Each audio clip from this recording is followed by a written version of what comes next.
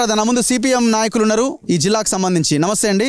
So మీ party ఎట్లా తీసుకుంటున్నది? మీరు మీ పార్టీ అనగానే భూ పోరాటాలు గుర్తొస్తాయి. మరి ఇంత పెద్ద ఇది జరిగితే మీరు ఎప్పుడు పోరాటాలు చేయలేదా? ఈ రైతులకు ఇంత సమస్య ఎందుకు వచ్చింది? అయితే ఇప్పుడు కొండకల్లు ఏమో రంగారెడ్డి జిల్లా, పక్కన ఉన్నటువంటి వెలిమెలనేమో సంగారెడ్డి జిల్లా. వెలిమెల కానీ ఇక్కడ కొండకల్లు కానీ ఇదంతా కూడా ఒకనాడు విక్రమ్ రెడ్డి ఈ మొత్తం భూమిని అంతా ఒక భూస్వామిగా ఇక్కడ ఉన్నటువంటి వ్యక్తి. అయితే ఈ విక్రమ్ రెడ్డి సీలింగ్ యాక్ట్ వచ్చిన తర్వాత అనేక మందికి భూములు ఇచ్చినట్టుగా యాక్షన్ చేశాడు. మళ్ళీ తిరిగి ఈ రైతులు ఎప్పుడన్నా మా భూములు మాకు అడుగుతారని చెప్పేసి అపర్ణ కన్స్ట్రక్షన్ కంపెనీ తనకు అండగా తీసుకొచ్చుకొని ఈ భూములన్నీ అపర్ణ కన్స్ట్రక్షన్కి అమ్మేసినటువంటి వ్యవహారం నడిపి మొత్తం మీద ఏంటంటే ఇక్కడ ఉన్నటువంటి గిరిజనులని మొత్తం భూముల నుంచి బేదాఖలు చేయాలన్నటువంటి ఆలోచన విక్రమ్ రెడ్డి అపర్ణ కన్స్ట్రక్షన్ ఇద్దరు కలిసి చేశారు. ఈ ఇద్దరు కలిసి చేసిన దాంట్లో అపర్ణ కన్స్ట్రక్షన్ కంపెనీ గవర్నమెంట్కు సంబంధించింది. ఈరోజు ప్రతిపక్షంలో ఉన్నటువంటి కేటీఆర్ దీని మీద మాట్లాడుతున్నాడు. ఇక్కడ ఇంత అవినీతి జరుగుతున్నప్పుడు ఇక్కడికి వచ్చి మాట్లాడలే కదా బీఆర్ఎస్ పార్టీకి తెలియదా ఇక్కడ జరుగుతున్నటువంటి అన్యాయం? ఇక్కడ ఉన్న ఈ భూములన్నీ చేసిందంతా కేసీఆర్ చేసిర్రు. ఇప్పుడు ఆ రోజు కుటుంబ పాలన పేరుతోటి ఎవరిని కలెక్టర్లని ఎవరిని చెప్పినట్టుగా చేయడం తప్ప వేరేతో లేకుండా చేసి దానికి వ్యతిరేకంగా నేను ప్రజాస్వామికవాదినని రేవంత్ రెడ్డి గారు ముఖ్యమంత్రి అయ్యారు. మరి రేవంత్ రెడ్డి ముఖ్యమంత్రి అయిన తర్వాత రేవంత్ రెడ్డికి ముఖ్యమంత్రికి తెలియదా ఈ సంఘటన అంతా? ఇదంతా తెలుసు వాళ్ళకి. కనుక ఈ జరుగుతున్న తతంగం అంతా కూడా లేకపోతే ముఖ్యమంత్రి రేవంత్ రెడ్డికో ఇంకెవరికో తెలియక కాదు, రేవంత్ రెడ్డికి తెలుసు, ఆయనకు వాటాలు ఉన్నాయి. అట్లాగే ఈరోజు ఉన్నటువంటి రెవెన్యూ మినిస్టర్ పొంగులేటి శ్రీనివాసరెడ్డి ఆయన కొడుకు హర్ష చేస్తున్నటువంటి రియల్ ఎస్టేట్ వ్యాపారంలో ఇది మొత్తం కూడా వాళ్ళ భాగస్వామ్యం వల్లనే అరబిందో కంపెనీ ఇప్పుడు లిక్కర్ స్కామ్ లో ఉన్నటువంటి అప్రూవర్గా మారినటువంటి వాళ్ళు ఎవరు? శరత్ చంద్రారెడ్డి అరబిందో కంపెనీ కదా. ఇప్పుడు ఉన్నటువంటి ఈ రోజు బిజినెస్ చేస్తున్నట్టు కళ్యాణ్ రెడ్డి ఎవరు? గ్రీన్ మార్క్ రియల్ ఎస్టేట్ ఎవరిది? అరబిందో వాళ్ళ అల్లుడు కళ్యాణ్ రెడ్డే కదా. ఇప్పుడు అపర్ణ కన్స్ట్రక్షన్ వాళ్ళు చేస్తారు కదా. నేను డైరెక్ట్గా రేవంత్ రెడ్డి గారిని అడుగుతున్నా, ఇప్పుడు ఇక్కడ ఉన్నటువంటి బిలాదాకల భూములకు సంబంధించి ఈ సగటు గిరిజనులకు ఎవరికి అవగాహన లేదు. ఈరోజు అనేక విషయాలు బయటకు వచ్చినాయి, మీడియా ముందుకు వచ్చినాయి, సమాజం ముందరకు వచ్చినాయి. వచ్చిన తర్వాత ఈరోజు సంగారెడ్డి కలెక్టర్గా ఉన్నటువంటి ఆమె క్రాంతి కానీ, ఆయన ఎస్పీగా ఉన్నటువంటి రూపేష్ ఆయన పేరు ఎస్పీ కానీ, ఆర్డీఓ కానీ, తహసీల్దార్ కానీ వీళ్ళందరినీ కూడా డైరెక్ట్గా పొంగులేటి శ్రీనివాసరెడ్డి పైనుంచి ఆపరేట్ చేస్తున్నాడు. నవీన్ మిట్టల్ని వీళ్ళందరూ పొంగులేటి శ్రీనివాసరెడ్డి రేవంత్ రెడ్డి యొక్క ఆర్డర్లని వీళ్ళు అమలు చేసేటువంటి పని దామోదర రాజనరసింహకు అప్పచెప్పారు. దామోదర రాజనరసింహని ఆయన రాజనరసింహ కానీ రెడ్డి అయినాడు. ఆయన జిల్లా కలెక్టర్ని ఎస్పీలను వీళ్ళందరూ మేనేజ్ చేసే పని ఆయన చేస్తున్నాడు. నేనేమంటున్నా అంటే పేదోనికి ఇప్పుడు మూసి ప్రక్షాళన పేరుతోటి ఇల్లు కూలగొడుతున్నాడు రేవంత్ రెడ్డి. ఈడ 217 ఎకరాల ప్రభుత్వ భూమి అపర్ణ కన్స్ట్రక్షన్ కంపెనీ అండర్లో ఉంది. ఇప్పుడు సింగిల్ బిట్ ఇది మనం గమనించాల్సింది ఏంటంటే అన్ని 100 ఎకరాలు ఒక స్ట్రెచ్ లో దొరకడం అనేది ఇంపాసిబుల్. సో ఆ 217 ఎకరాల భూమి ఒకే దగ్గర ఉన్న ప్రభుత్వ భూమి. నేను ఇప్పుడు గిరిజనులకు సంబంధించిన పీటీ ల్యాండ్స్ గురించి చెప్పట్లేదు, గవర్నమెంట్ ల్యాండ్ డైరెక్ట్ గా ప్రభుత్వ భూమి, బిల్లా దాఖలా కాదు, పీటీ ల్యాండ్ కాదు, ఏది కాదు, డైరెక్ట్ గా ప్రభుత్వ భూమి 217 ఎకరాల భూమి ఉన్నది. దాని అపర్ణ కంపెనీ లేపేసింది. అసలు ప్రభుత్వ భూమి అనేటువంటిది స్వభావం మారి ప్రైవేట్ భూమిగా మారేటువంటి చట్టం ఏదన్నా ఉన్నది దేశంలో, రాష్ట్రంలో ఎక్కడైనా ఉన్నదా? పోనీ ఒకనాడు సీలింగ్ భూములలో భూములు తిరిగి ఇచ్చినటువంటి విక్రమ్ రెడ్డి భూస్వామి కుటుంబము ఈరోజు తిరిగి ఇచ్చినటువంటి కుటుంబానికి ఈరోజు మళ్ళా గవర్నమెంట్ ఆయనకు భూమి ఇస్తుందా? విక్రమ్ రెడ్డికి ఏ రకంగా భూములు ఇచ్చింది? ఇప్పుడు అరబిందో కంపెనీ ఆయనకి ఈ ఊరికి ఏం సంబంధం? ఈడున్నటువంటి భూములు ఆయనకి ఎట్లా వస్తాయి? రెండోది, ఇప్పుడు ఇక్కడ ఉన్నటువంటి గిరిజనులు దాదాపు 8 దశాబ్దాలుగా ఇక్కడనే బతుకుతున్నటువంటి వాళ్ళు. ఈ భూములు వాళ్ళకి చెందినటువంటి భూములు. వీళ్ళు ఎంఆర్ఓ దగ్గరికి, ఆర్డీఓ దగ్గరికి, కలెక్టర్ దగ్గరికి తిరిగినటువంటి రోజులు లేవు, పడినటువంటి ఇబ్బందులు లేవు. 94లోనే హైకోర్టులో వీళ్ళు రిట్ పిటిషన్ వేశారు. ఈ భూముల మీద మేము అనేక సంవత్సరాలు ఉన్నాము, వీటి మీద మాకు హక్కులు ఇవ్వమని చెప్పేసి అన్నాం. హైకోర్టు కూడా ఏం చెప్పిందంటే దీన్ని పరిశీలించమని ప్రభుత్వానికి పంపింది. ఇంకా రిట్ పిటిషన్ పెండింగ్లోనే ఉంది హైకోర్టులో. ఇది జరుగుతున్నప్పుడు ఇప్పుడున్నటువంటి ఈమె కలెక్టరు లేకపోతే ఎస్పీ వీళ్ళందరూ కలిసి 2 నెలల కిందట అప్పటికే వీళ్ళు నేషనల్ ఎస్టీ కమిషన్ దగ్గరికి పోయిరు, వీళ్ళకి జరుగుతున్న అన్యాయాన్ని చెప్పిరు. ఇక్కడ ఈ ప్రాసెస్ నడుస్తుంది, హైకోర్టులో ఆ ప్రాసెస్ నడుస్తుంది. జిల్లా మరి కలెక్టర్ ఆమె ఐఏఎస్ చదివింది కదా, సరే పొంగులేటి పైనుంచి చెప్పొచ్చు, ఇంకోమని చెప్పొచ్చు, ఆమె చట్టానికి లోబడి ఉండాలి కదా. 2 నెలల కిందట ఈ దొంగలతోటి అప్లికేషన్లు పెట్టించుకొని 2 నెలల లోపల వాళ్ళకి ఈరోజు రిజిస్టర్ పట్టాలు చేశారు. దొంగ సర్వేల నెంబర్ 12 సర్వే నెంబర్లు క్రియేట్ చేసి ఆ 12 సర్వే నెంబర్లతోటి వాళ్ళకి ఈరోజు భూములన్నీ కూడా రిజిస్ట్రేషన్ చేశారు. ఇది బహాటంగా జరుగుతున్నటువంటి పచ్చి దోపిడీ. ఐఏఎస్ అధికారులు, ఐపీఎస్ అధికారులు, అధికారంలో ఉన్న రాజకీయ నాయకులు, పోలీసులు ముగ్గురు కలిసి చేస్తున్నటువంటి ఇది ఒక దొంగతనం. ఇది దీంట్లో ఎస్పీకి వాటా ఉన్నది, జిల్లా కలెక్టర్ సంగారెడ్డి జిల్లా కలెక్టర్ క్రాంతికి వాటా ఉన్నది, పాత కలెక్టర్కి వాటా ఉన్నది, పొంగులేటి శ్రీనివాసరెడ్డికి వాటా ఉంది, ముఖ్యమంత్రి రేవంత్ రెడ్డికి కూడా దీంట్లో వాటా ఉన్నది, కేటీఆర్కు ఉంది. వీళ్ళందరికీ వాటాలు ఉన్నాయి కనుకనే వీళ్ళందరూ తేలుగుట్టిన మనుషుల్లాగా అట్లా పడుంటున్నారు తప్ప ఈ అన్యాయం తెలియక కాదు, వాళ్ళకి తెలిసి జరుగుతున్నాడు.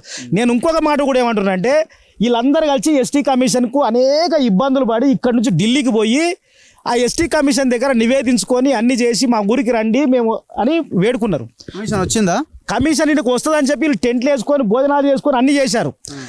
ఆ ఉన్నటువంటి కమిషన్, ఎస్టీ కమిషన్ కూడా ఎస్టీల పట్ల కనీసమైనటువంటి ప్రేమ బాధ్యత ఉండాలి కదా, లాస్ట్ మూమెంట్లో రాలే.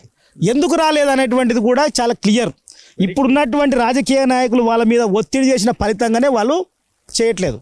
మొన్న ఎస్టీ కమిషన్ దగ్గరకు నేను కూడా పోయినా, లోకలు ఆయన ఆర్డీఓ వాళ్ళిద్దరు వచ్చారు. ఎస్టీ కమిషన్ ఏం చెప్పింది, పోలీసు వాళ్ళని ఆడ ఇన్వాల్వ్ చేయొద్దు అని చెప్పింది. చెప్పిన తర్వాత కూడా ఎస్పీ పోలీసులను పంపించింది ఆడికి. ఈ పోలీసులను పంపించిన తర్వాత కోర్టుకు వెళ్ళిన తర్వాత నాట్ టు ఇంటర్వెన్ పోలీస్ అనేటువంటి ఆర్డర్ కూడా తెచ్చుకున్నారు. ఆర్డర్ తెచ్చుకున్న తర్వాత కూడా ఎస్పీ పోలీసు బలగాలను దింపి రాత్రి పూట వెలిమెలలో వాళ్ళ మీద దాడులు చేసి ఇళ్ళకు జొరబడి వాళ్ళ మీద దాడులు చేస్తున్నటువంటి పరిస్థితి ఉన్నది. కనుక ఇదంతా కూడా తెలియక నడుస్తున్నది కాదు, తెలిసి నడుస్తున్న నాటకం. దీనికి ఇంకో కారణం ఏంటంటే, ఇదే అపర్ణ కంపెనీ మొన్న జరిగిన ఎన్నికలలో 15 కోట్ల రూపాయలు కాంగ్రెస్కి ఎలక్టోరల్ బాండ్స్ ఇచ్చింది, 15 కోట్లు బీఆర్ఎస్కి ఎలక్టోరల్ బాండ్స్ ఇచ్చింది. మరి ఆ ఎలక్టోరల్ బాండ్స్కి ఏమన్నా తిరిగి చెల్లించుకుంటారా గవర్నమెంట్ ఏందనేటువంటిది తెలవాలి. కనుక వీళ్ళ వాటాల వల్ల వీటి వల్ల జరుగుతుంది. నేనేమంటున్నానంటే, ఇప్పుడు వాళ్ళకు పోరాటం ఇక్కడ తెలియదు. ఏదో 1947-46లో తెలంగాణ సాయుధ పోరాటం జరిగినప్పుడు దొరల కాలం ఎట్లయితున్నదో ఈనాడు కూడా అన్ని దొరనే అని మాట్లాడుతారు, ఒక దొంగని పట్టుకొని దొరని మాట్లాడుతారు. మరి ఇప్పుడు గవర్నమెంట్ ఏమన్నా అనుకుంటుందా, వీళ్ళందరూ కానీ విషప్ డబ్బా గిట్ట పట్టుకొని పోయి అసెంబ్లీ ముందర ఏమైనా ఆత్మహత్య చేసుకోవాలని గవర్నమెంట్ కోరుతుందా, లేకపోతే కోర్టులు ఏమన్నా వీళ్ళ చావును కోరుకుంటున్నారా, రాజకీయ నాయకులు వీళ్ళ చావును కోరుకుంటున్నారా?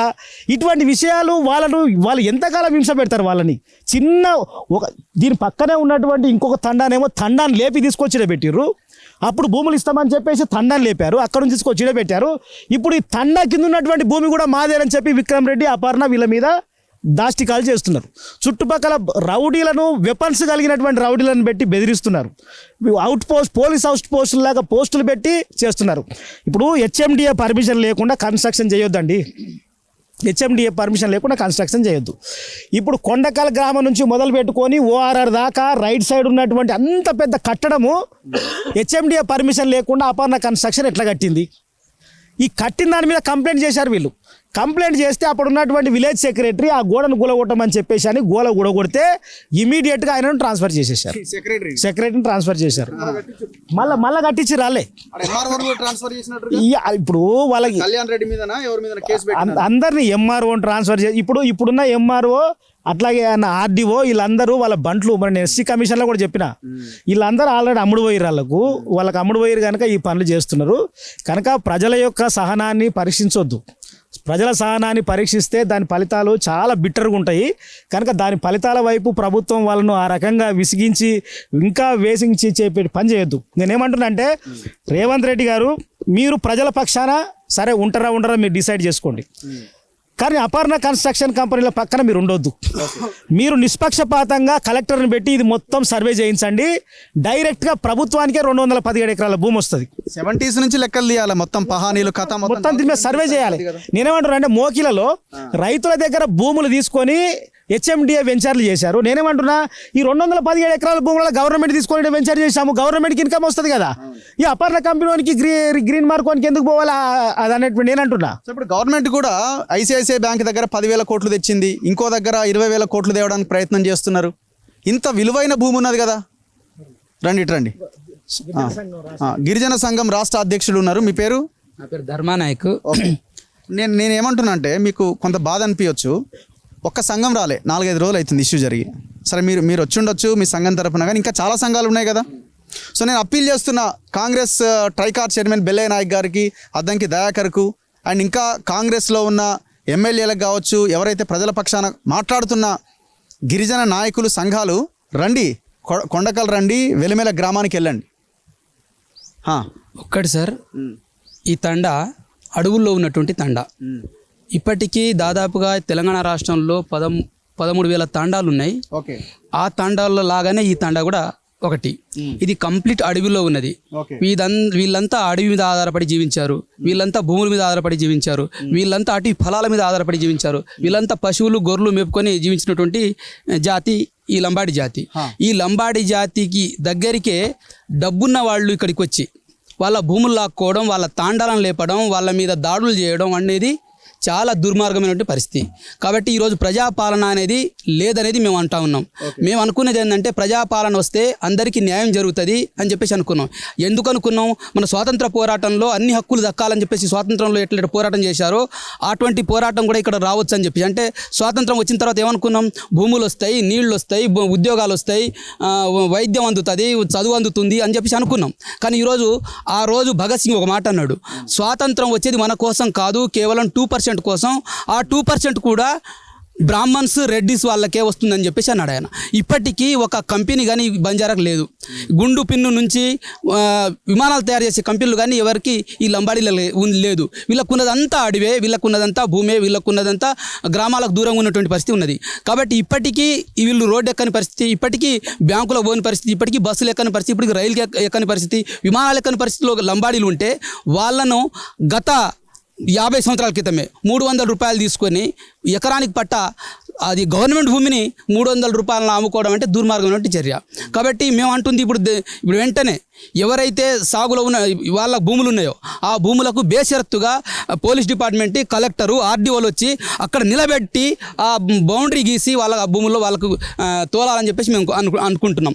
ఇంకోటి పక్కనే తండ అంటే అన్ని ఇప్పుడు గుళ్ళు ఉన్నాయి, గోపురాలు ఉన్నాయి, అక్కడ వాళ్ళ తాత ముత్తాతల శ్మశానాలు ఉన్నాయి, బావులు ఉన్నాయి, భూములు ఉన్నాయి. ఇట్లాంటివన్నీ లేపేసి ఇక్కడ మీకు ఇస్తామని చెప్పారంటే ఈ ప్రజాస్వామ్యం ఇది? ఇదంతా డబ్బున్నోళ్ళ రాజ్యం. మీ వైపు నుంచి మీరు ఏం చేయాలి? మేము ఖచ్చితంగా ఈ వీళ్ళకి భూములు వచ్చే వరకు మేము పోరాటం చేస్తాం. గిరిజన సంఘం ఒక తెగ సంఘం కాదు, దేశంలో ఉన్న 750 తెగలకు సంఘం మాకు సంఘం. ఆదివాసీ అధికార రాష్ట్రీయ మంచ్, తెలంగాణ రాష్ట్రంలో 33 తెగలకు సంఘం. కాబట్టి ఖచ్చితంగా వాళ్ళ పక్షాన మేము ఉంటాం, పోరాటం చేస్తాం. ఎవరైతే భూములు లాక్కున్నారో వాళ్ళ మీద SC ST అట్రాసిటీ కేసు పెట్టాలి, జైలుకు పంపాలని చెప్పేసి మేము కోరుతా ఉన్నాం. తక్షణమే వాళ్ళకి భూములు వాళ్ళకి అప్పగించాలని చెప్పేసి. సో అడ్వకేట్ ఒకసారి మీరు రండి మాట్లాడిస్తా. అడ్వకేట్ ఉన్నారు కృష్ణ గారు. రండి చెప్పండి. ఈనాటి మన కొండకల్ తండ, ఎల్మెల తండ వాళ్ళు 550 సర్వే నంబర్ ప్రకారంగా కొట్లాడుతున్నటువంటి సందర్భంగా ఇక్కడ రిలే నిరాదీక్ష చెప్పడం జరిగింది. ప్రభుత్వం దిగొస్తలేదు కాబట్టి రిలే నిరాదీక్ష చేయడం జరిగింది. మా లంబాడి వాసులు, ఇక్కడ ఉన్నటువంటి వాసులు 1975లో నరసింహరెడ్డి సాబ్ ఉన్నప్పుడు 300 రూపాయల ఎకరా కాడికని డబ్బులు ఇన్స్టాల్మెంట్ ప్రకారంగా, అది ఇన్స్టాల్మెంట్ ప్రకారంగా ఎకరానికి 300 రూపాయలు, 4 ఇన్స్టాల్మెంట్లు. ఒక ఎకరా ఉంటే 70, 4 ఇన్స్టాల్మెంట్ల ప్రకారంగా ఆయన డబ్బులు తీసుకోవడం జరిగింది. ఆ విధంగా ఈ తండా వాళ్ళు, టాక్రా తండా వాళ్ళు 22 ఎకరాలకు డబ్బులు మొత్తం చెల్లించడం జరిగింది. అది ఆ విధంగా కింది తండ్రులు, వాచే తండ్రులు వాళ్ళు ఇవ్వడం జరిగింది. ఆ కింది తండ్రులు ఉండే వాళ్ళు ఇవ్వడం జరిగింది. దాన్ని దృష్టిలో పెట్టుకుని నరసింహరెడ్డి సాబ్ ఉంటే, ఈ రోజు బతికి ఉంటే ఆయన తీసుకోకపోవు, ఈ ల్యాండ్ను మళ్ళీ తిరిగి తీసుకోకపోవు. తదుపరి కూడా విక్రమరెడ్డి గారు తీసుకోవడం జరిగింది డబ్బులు. తదుపరి తీసుకున్నప్పుడన్నా డబ్బులు తీసుకున్న సంతకం నీదే, ఇది విక్రమరెడ్డి వారి సంతకం. ఇది ఈ సంతకం మీరు తీసుకున్నారు. మీరు తీసుకున్నప్పుడు 900 రూపీస్ ఎవరి దగ్గర నుంచి తీసుకున్నాడు? ఇది టాక్రా వాళ్ళది, టాక్రా వాళ్ళ దగ్గర 81లో. ఆ 80లో నరసింహరెడ్డి చనిపోయిన తర్వాత ఈయన తీసుకుండు. సరేనా, మా ఆయన చనిపోయి నేను భూమి ఇవ్వదలుచుకుని మీ డబ్బులు నాకు వద్దని చెప్పి ఆ రోజు అనేది ఉండే ఆయన. ఆ విధంగా అనకుండా మీరు తీసుకున్నారు. ఈ రోజు రేట్లు పెరిగినాయి అని చెప్పేసి వాళ్ళని ఇబ్బంది పెట్టుకుంటా ఇబ్బంది వేస్తారు. 22 ఎకరాల భూమి వాళ్ళకి న్యాయంగా పోవాల్సిందే. వాళ్ళు ఇన్స్టాల్మెంట్ ప్రకారం కష్టపడి కాయకష్టం చేసేసి వాళ్ళు ఉన్నారు. కింది తండ వాసులు వాస్తవంగా ఉండాలంటే వాళ్ళు నిజాంపేటలో ఉన్నారు. కింది తండ వాసులు వాళ్ళని ఇక్కడ తీసుకొచ్చింది వీళ్ళే. మా భూమి కాపాడుతానికి రారాబాయి, నీకు భూమి ఇస్తామని చెప్పేసి. ఇక్కడ రారాబాయ్ అని చెప్పి అటువంటిప్పుడు వాళ్ళకి ఖచ్చితంగా వాళ్ళకి భూమి 22 ఎకరాల భూమి ఇవ్వవలసిందే. ఈ 550 సర్వే నంబర్ ప్రకారంగా ఇప్పుడు ధనికులకు ఇచ్చే గరీబులకు ఇచ్చేది అది భూమి ఆయనకి ఇచ్చిర్రు, ఆయనకి ఇవ్వడం కరెక్ట్ కాదు. అది అక్కడ కలెక్టర్ కానీ ఆర్డీఓ కానీ ఈ ఎస్పీ కానీ ఎవరైనా వాళ్ళకి సహకరించొద్దు. అది రైట్.